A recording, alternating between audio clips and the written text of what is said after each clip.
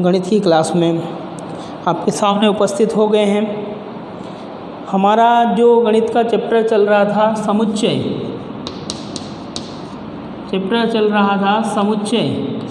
अध्याय 1 समुच्चय के ऊपर हम बहुत ही अच्छी बात यहाँ पर करेंगे। समुच्चय आपसे क्या कहना चाह रहा है, आप समुच्चय से क्या कहना चाह रहे हैं, इस प्रकार की जो छोटी छोटी बातें हैं, इस प्रकार की जो बातें हैं हम आपसे करना चाहते हैं। पर अब आपको यूँ मालूम होना चाहिए समुच्चय क्या होता है और समूह क्या होता है। समुच्चय क्या होता है और समूह क्या होता है। समुच्चय जो होता है, समुच्चय की परिभाषा ही हमसे ये बात कहती है, समुच्चय की परिभाषा ही हमसे ये बात कहती है कि सुपरिभाषित समूह किन्हीं भी वस्तुओं का, किन्हीं भी प्रकार की चीज़ों का सुपरिभाषित समूह, वेल डिफाइंड ऑब्जेक्ट अगर जो होगा, वेल डिफाइंड ऑब्जेक्ट जो होगा वो समुच्चय कहलाएगा, वो सेट कहलाएगा, वो हमेशा क्या कहलाएगा, सेट कहलाएगा, समुच्चय उसे हम कहेंगे। अब देखिएगा, अगर जो सुपरिभाषित नहीं हुआ तो वो समुच्चय नहीं होगा। तो अगर हम इसके उदाहरण देखें,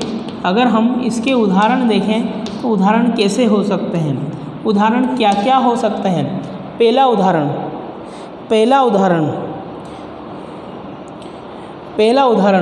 क्या मैं ऐसा कह सकता हूँ, भारत के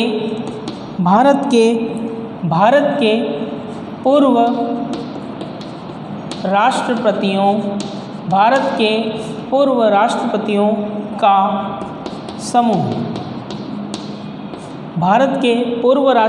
का समूह, हाँ ये 100% समुच्चय के अंतर्गत आता है, ये 100% समुच्चय के आता है। क्यों? क्योंकि राष्ट्रपति, भारत के राष्ट्रपति और कोई नहीं हो सकते, जो बने होंगे वही तो होंगे। तो ये वेल डिफाइंड लोग हैं। मैं यूँ थोड़ी कह सकता मैं भारत का राष्ट्रपति, नहीं कह सकता आप भारत के राष्ट्रपति, नहीं, भारत के राष्ट्रपति श्रीमान अब्दुल कलाम जी, श्रीमती प्रतिभा पाटिल, ठीक है, इस प्रकार डॉक्टर राधाकृष्णन, इस प्रकार से हम बोल सकते हैं, है ना। तो ये सब वेल डिफाइंड लोग हैं, वेल डिफाइंड बात हो रही है, इस कारण से हम उनको बोल रहे हैं समुच्चय। कल को आपसे कोई ऐसा कह दें कि पालतू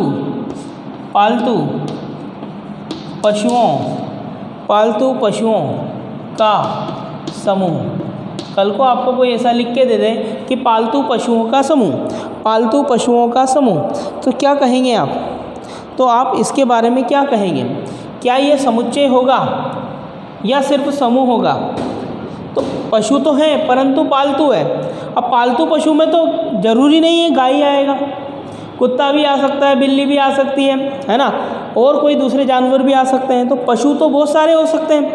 कायदे से अगर वो यूँ बोलता कि गोरा गाय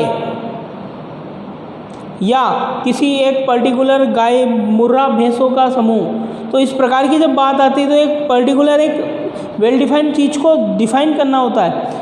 और अभी तो उसने पशु बोला, तो पालतू पशु में बहुत सारे आ सकते हैं, इसको आप डिफाइन नहीं कर सकते। जिसको आप डिफाइन नहीं कर सकते उसको आप समुच्चय नहीं कहते हो, उसको आप सिर्फ क्या बोलते हो, समूह बोलते हो।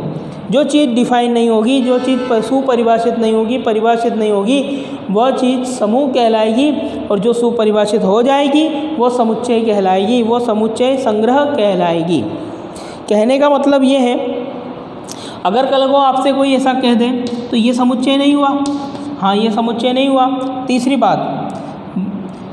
बात, कल को आपसे ऐसा कोई कह दे कि भारत के सभी राज्यों का समूह, तो क्या ये समुच्चय है? हाँ ये समुच्चय है। भारत के राज्य सुपरिभाषित है, भारत, इस कारण से हमने कहा ये भारत के राज्य हैं। तो भारत के राज्य कौन कौन से हैं? भारत के राज्य मध्य प्रदेश, राजस्थान, उत्तर प्रदेश, बिहार, तमिलनाडु, ये क्या है? भारत के राज्य हैं। तो भारत के राज्यों का जो समूह होगा वो समुच्चय के अंदर आएगा, 100% आएगा। अब अगली बात अगर मैं कर दूं, अगली बात में अगर कह दूं कि विश्व के महानतम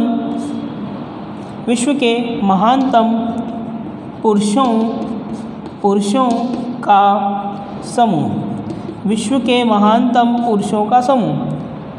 देखो विश्व की बात हो रही है, अब विश्व में डिफाइन नहीं कर सकते हो आप, विश्व में सबकी बात हो रही है और सब जगह महान पुरुष हो। महान पुरुष सब जगह होते हैं, अलग अलग फील्ड में होते हैं। हम महात्मा गांधी को महान पुरुष बोलते हैं, भगत सिंह को महान पुरुष बोलते हैं। कोई किस फील्ड के कारण उसको महान पुरुष बोलेगा, कोई ज़्यादा पैसा होने के कारण उसको महान बोलेगा। तो सबके महानता की परिभाषा अलग अलग होगी, सब अपने अपने हिसाब से महानता की परिभाषा रचेंगे। सब कहेंगे कि ये इस कारण से महान है, ये इस कारण से महान है और ये इस कारण से महान है। तो सबके कहने से हम बात को मानते नहीं हैं, मानने वाले नहीं हैं। परंतु जो बात सब अलग अलग कहते हैं, इनके बारे में सब अलग अलग कहेंगे। उनकी नज़रों में उनके पापा महान हो सकते हैं। किसी व्यक्ति से आपसे बात करें तो आप क्या कहोगे, मेरी मम्मी महान। क्या मैं भी उसके लिए बोल सकता हूँ कि वो महान? नहीं बोल पाऊँगा ना। आपने उनकी महानता को देखा है परंतु मैंने उनकी महानता को नहीं देखा। तो सेट के अंदर, समुच्चय के अंदर कौन सी चीज़ें आती हैं? समुच्चय के अंदर वे डिफाइंड ऑब्जेक्ट्स आएंगे जिनके बारे में मैं भी वही बात कह रहा होता हूँ जो आप कह रहे होते हैं। क्या बात क्लियर है आपको? हाँ। तो समुच्चय में ये वाली बात भी समुच्चय के अंदर नहीं आएगी।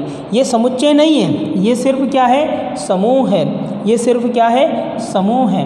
ये सिर्फ समूह है, समुच्चय नहीं है। तो समुच्चय होने के लिए एक ही बात होती है, वेल डिफाइन होना चाहिए। सब लोग यहाँ से बाहर निकलने के बाद भी जो लोग मुझे मिले वो भी उसके बारे में वही बात कहना चाहिए जो बात मैं कह रहा हूँ, तो वो समुच्चय होगा। आने वाले जो बहुत सारे व्यक्ति हैं वो भी उसके बारे में पर्टिकुलर एक ही प्रकार की राय देने चाहिए, तो वे समुच्चय होंगे। अब अगला क्वेश्चन मैं आपको देता हूँ। इससे पहले हमने बात कर ली थी, आप लोग इसका स्क्रीनशॉट ले लीजिए, फिर मैं इसको रब करता हूँ। आपने ले लिया होगा।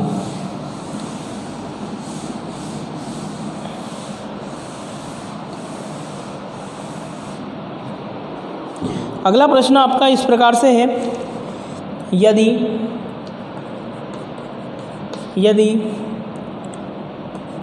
ए बराबर PQRST, यदि ए बराबर PQRST तथा B बराबर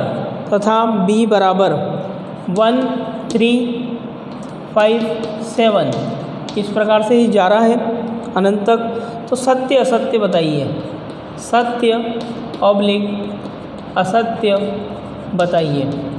सत्य ऑब्लिक असत्य बताइए। सत्य असत्य बताइए। कौन सा कथन सत्य है, कौन सा कथन असत्य है? पहला कथन मैंने लिखा 8 belongs to B. 8 belongs to B. दूसरा कथन मैंने लिखा R बिलोंग्स टू A।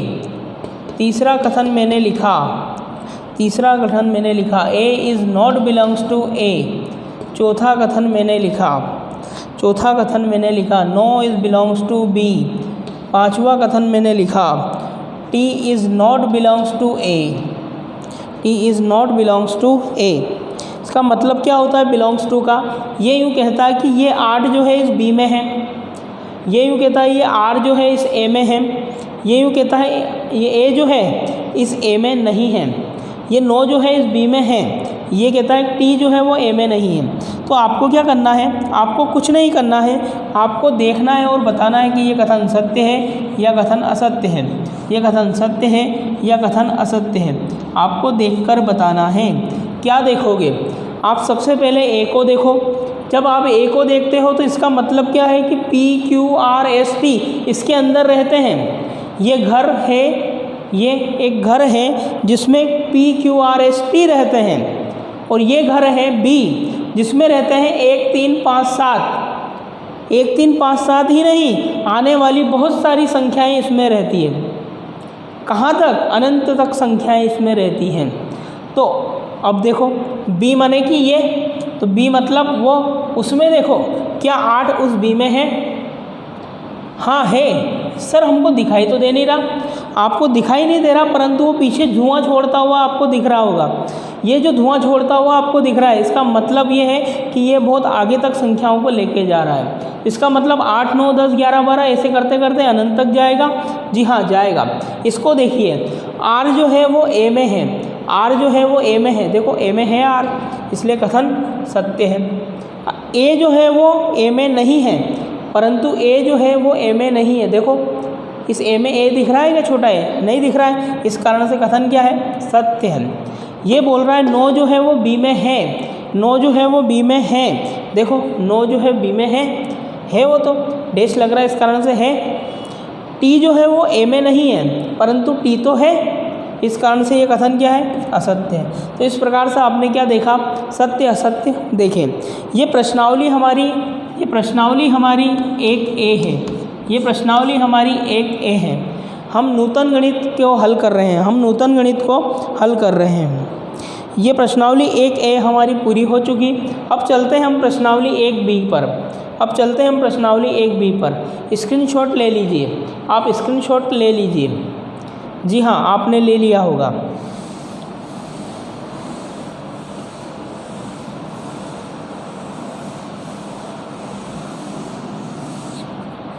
अब आते हैं हम प्रश्नावली 1b पर। प्रश्नावली 1b क्या कहती है? प्रश्नावली 1b क्या कहती है? 1b कहती है सारणीबद्ध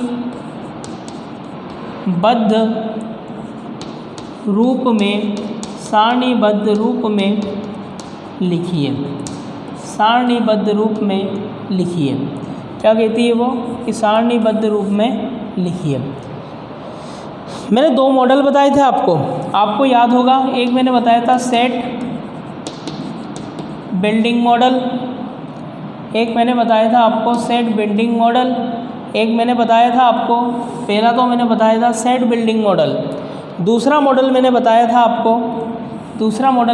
आपको बताया था रोस्टर फार्मूला या रोस्टर मॉडल। तो ये क्या कह रहा है आपसे? ये कह रहा है कि इसको सारणी बनाओ, इसको सारणी के रूप में लिखो। ये जो बातें दी हुई है उसको सारणी के रूप में लिखो। सारणी बनाना यानी कि क्या बनाना? सारणी बनाना कैसे बनाओगे? देखो क्या लिखा हुआ है, प्रश्न में लिखा हुआ है a बराबर समुच्चय निर्माण रूप में लिखिए, और समुच्चय निर्माण रूप के बाद रोस्टर फार्मूला, जो सारणीबद्ध रूप होता है उसको आप रोस्टर फार्मूला भी बोलते हैं। a बराबर x सच डेट x, ये जो चिन्ह होता है वो सच डेट का होता है। x सच डेट x पूर्णांक है, ये x जो है वो पूर्णांक है, और ये -3 से x से 7 तक ये वेरी है, -3 से x से 7 तक वेरी है। 2 बातें मैंने आपको बताई थी।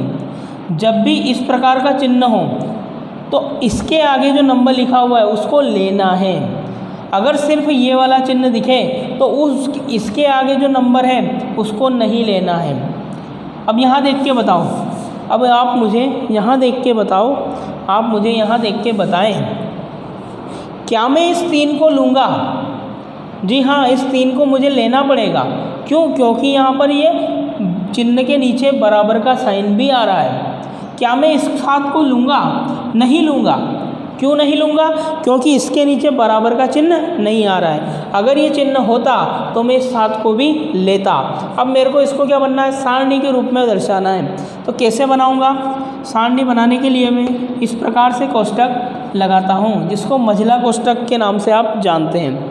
x वह पूर्णांक है, पूर्णांक का मतलब धनात्मक भी होते हैं और ऋणात्मक भी होते हैं, ठीक है। पूर्णांक तो -3 से आपको चलना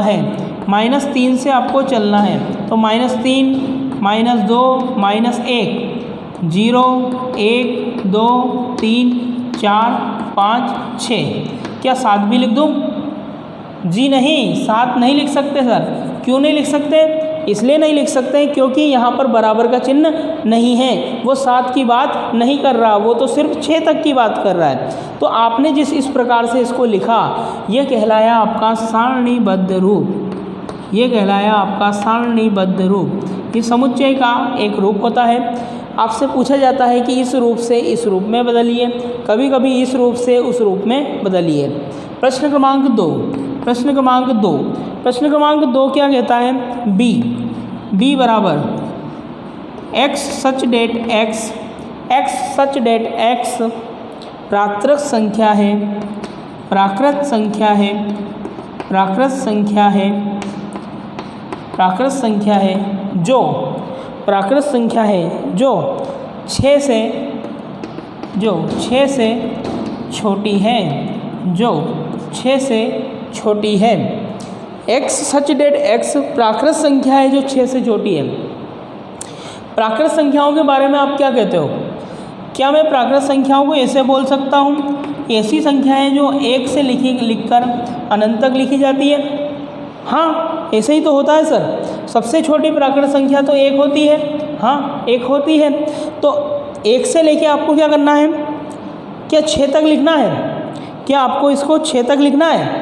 देखो क्या बोल रहा हो, प्राकृत संख्या तो आपको लिखनी है, परंतु कहाँ से लिखनी है? जो 6 से छोटी हो। 6 से छोटी लिखनी है, 6 नहीं लिखनी है। 6 तक नहीं निकली, 6 से छोटी कौन कौन होती है? देखो आपने इस प्रकार से ये बना दिया कोष्टक। 6 से छोटा कौन होता है? एक तो 5 होता है, 5 से छोटा 4 3 2 1। ये सभी जो समूह आपने बनाए, ये जो सारणीबद्धन आपने किया, ये कहलाया आपका। ये इस लाइन को जो आपने बोला है वो गणित के रूप में आपने इसको कैसे लिखा? ऐसे लिखा। ये आपने जो बोला है अपने मुंह से, उसको गणित के रूप में आपने कैसे लिखा? ऐसे लिखा। तो जब ये दोनों कोष्टक आ गए, जब ये दोनों कोष्टक यहाँ पर आ गए, तो इसको इसने क्या कर दिया? समुच्चय के रूप में बदल दिया। अगर ये कोष्टक नहीं होते, अगर ये कोष्टक नहीं होते तो ये समुच्चय अभी फ़िलहाल नहीं होता। जैसे ही इस कोष्टक का दर्शन आपको यहाँ हुए, तो इसका मतलब ये कोष्टक क्या बन गया? ये कोष्टक क्या बन गया? समुच्चय बन गया। जब तक वो पत्थर मंदिर के बाहर पड़ा हुआ था, उसका कोई मोल नहीं था। जैसे ही मंदिर के अंदर आया, उसका मोल बढ़ गया, उसका मोल बढ़ गया। ऐसे ही ये सब संख्याएं जैसे ही कोष्टक के अंदर आई, किस में चली गई? समुच्चय में चली गई, समुच्चय में चली गई। तीसरा प्रश्न देखते हैं, आप लोग स्क्रीनशॉट ले लीजिए। आगे चलते हैं प्रश्न क्रमांक 3। इसी का तीसरा क्वेश्चन आपसे क्या कहता है? प्यारे बच्चों, आपसे तीसरा क्वेश्चन क्या कह रहा है उसके बारे में देखते हैं। ये क्लास हम इस प्रकार से इसलिए ले रहे हैं कि आप लोगों ने कहा सर हमारे पास जो है नेटवर्क उस समय नहीं मिल पा रहे हैं, इस कारण से हम आपको सुविधा के लिए इस प्रकार से हमने इस क्लास को लेना उचित समझा। पर आपको हम आपके लिए इतनी ऐसे समय में भी क्लासें ले रहे हैं, तो आप लोगों को थोड़ा सोचना चाहिए और सोचकर ये सोचना चाहिए कि हमारे आचार्य लोग हमारे लिए इस प्रकार की टेक्नोलॉजी का उपयोग करके ये कार्य कर रहे हैं, तो हमें भी थोड़ा सा उनका सहयोग कर कर पढ़ना चाहिए। हमें भी थोड़ा सा सहयोग कर कर पढ़ना चाहिए। हमें भी सहयोग कर कर पढ़ना चाहिए। आज से आप ये प्रण करें, ये वीडियो देखने के बाद आप ये प्रण करें कि सर मैं आने वाली जो भी क्लास होगी उसको कभी भी मिस नहीं करूँगा, कभी भी मिस नहीं करूँगा। हम लोग ये टेक्नोलॉजी सीखकर आपको पढ़ाने की कोशिश कर रहे हैं। हम लोगों ने कभी ऐसा कुछ नहीं किया था, कभी पहली बार ही हम इस प्रकार के कार्यों को कर रहे हैं। तो आप लोग भी इन क्लासों को इंटरेस्ट लें और इन पर जुड़ें और इस प्रकार के कार्यों में हमारा सहयोग प्रदान करें, हमें सहयोग दें। प्रश्न क्या लिखा हुआ है? प्रश्न क्या लिखा हुआ है कि x सच डेट x 2 अंकों वाली प्राकृत संख्या है। प्राकृत संख्या तो है, परंतु कितने अंक की है? 2 अंक की है, और उसके अंकों का योगफल कितना है? 8 है। उसके अंकों का योगफल कितना है? 8 है। कहना क्या चाह रहा है सर ये हमसे क्या कहना चाह रहा है? ये आपसे ये कहना चाह रहा है कि आपको प्राकृत संख्या लेनी है। सर प्राकृत संख्याएं तो 1 से लेकर अनंत तक होती है। हाँ, 1 से लेकर अनंत तक होती है। तो 1 से लेकर अनंत तक की संख्याओं की बात हमको नहीं करनी, हमको बात करनी है सिर्फ 2 अंकों वाली संख्या की। हमको बात करनी है सिर्फ 2 अंकों वाली संख्या की। तो 2 अंकों वाली संख्या तो सर 10 के बाद से शुरू हो जाती है। 10, 11, 12, 13, 14, 15, 16, 17 इस प्रकार से संख्याएं चलती रहती है। तो अब इसमें भी आपके लिए क्या डाल दी गई है? कंडीशन डाल दी गई है। और कंडीशन में आपने देखा है ये दोनों चीज़ें काई के अंदर है, कोष्टक के अंदर है। इसका मतलब आपसे क्या पूछा जा रहा है? इसका मतलब आपसे क्या पूछा जा रहा है? आपसे पूछा जा रहा है समुच्चय के बारे में, इनके संग्रह के बारे में, इनके समूह के बारे में। तो आपको क्या करना है? जैसे मैंने क्या लिखा? 17 लिखा। क्या ये प्राकृत संख्या है? हाँ है। इन दोनों को अगर मैं जोड़ता हूँ तो कितना आता है? 8 आता है। इसका मतलब ये जो संख्या है हमारे इस चीज़ से मेल खाती है। तो मैंने लिखा एक संख्या तो लिखी 17, 7 और 1 कितने हो गए? 8। इनके अंकों को अगर मैं जोड़ता हूँ तो 8 मुझे प्राप्त होता है। आप लोग बताएं और कौन कौन सी संख्या हैं जिनको जोड़कर हम क्या प्राप्त कर सकते हैं? 8। देखो 6 और 2 कितने हो गए? 8। देखो 6 और 2 कितने हो गए? 8। क्या मैं इसको ऐसे भी लिख सकता हूँ? क्या मैं ये लिख सकता हूँ? 5 और 3 कितने हो गए? 8। 5 और 3 कितने हो गए? 8। देखो मैंने लिखा 44। 4 और 4 कितने हो गए? 8। 4 और 4 कितने हो गए? 8।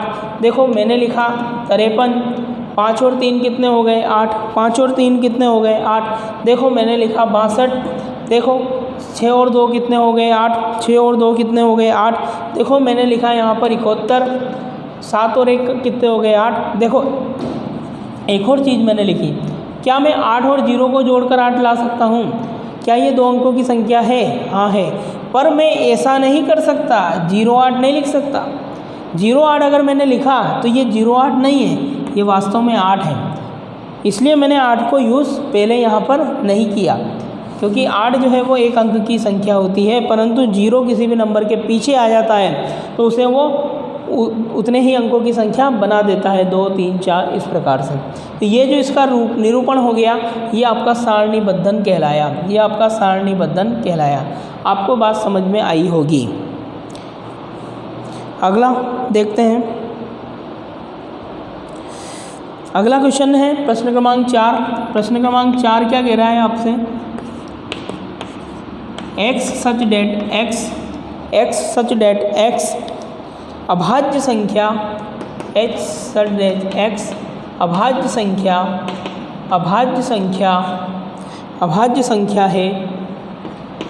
संख्या है तथा 20 से कम होगी। x such that x अभाज्य संख्या है परंतु 20 से कम है। मैंने आपको कहा था अभाज्य संख्याओं के बारे में। अभाज्य संख्याएं वे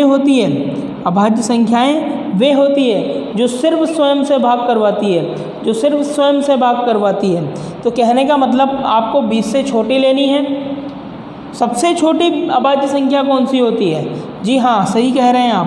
2 जो होता है वो सबसे छोटी होती है, उसके बाद 3 आती है, उसके बाद फिर कौन आता है? 5 आता है, फिर 7 आता है, फिर 9 आप नहीं ले सकते, 11 आती है, फिर 12 नहीं ले सकते, 13 आती है, 14, 15, 16 को छोड़ो 17 आती है, 18 को छोड़ो 19 आती है। तो ये सभी जो संख्याएं हैं वे अभाज्य संख्याएं हैं और 20 से छोटी हैं।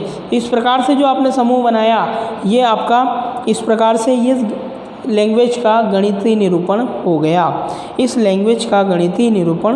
गया। बात क्लियर है?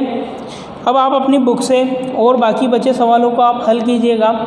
आज की क्लास में हम इतना ही करते हैं। आने वाली क्लास में हम फिर से मिलेंगे। बहुत बहुत धन्यवाद।